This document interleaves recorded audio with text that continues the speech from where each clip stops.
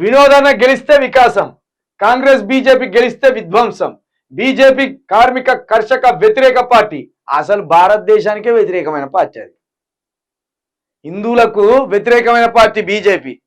హిందువులను ఎప్పుడు హత్యలు చేయడానికి, విద్వేషంగా అక్కడానికి, ఇగో మీరు ఇట్లా ఉండాలి, ముస్లింలను చూస్తే కొట్టి చంపాలి, క్రిస్టియన్లను చూస్తే కొట్టి చంపాలి, అట్లా బాగా ఇంజెక్ట్ చేసి విషాన్ని ఇంజెక్ట్ చేసే పార్టీ. 700 మంది రైతుల ఉసురు పోసుకుంది. రాహుల్ సభ అట్టర్ ఫ్లాప్. 3000 కుర్చీలకు 3000 మంది రాలే.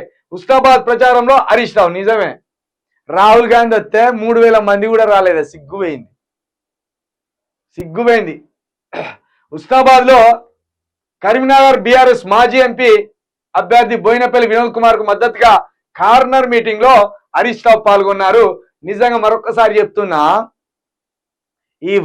ఈ కరీంనగర్కు సంబంధించి బండి సంజయ్, అదే విధంగా ఈ బోయినపల్లి వినోద్ కుమార్, ఈ ఇద్దరి మధ్య మీరు ఒక్కసారి బేరీ చేసుకోండి, తేడాను గమనించండి, పోలిక పెట్టుకోండి. వినోద్ కుమారు గతంలో ఎంపీగా ఉండి ఏం చేశాడు? వినోద్ కుమార్ గెలిస్తే ఎట్లుంటది? బండి సంజయ్ని గెలిపిస్తే ఈ 5 సంవత్సరాలు ఏం చేసిండు? అసలు బండి సంజయ్ కరీంనగర్ ప్రజలకు అందుబాటులో ఉన్నాడా?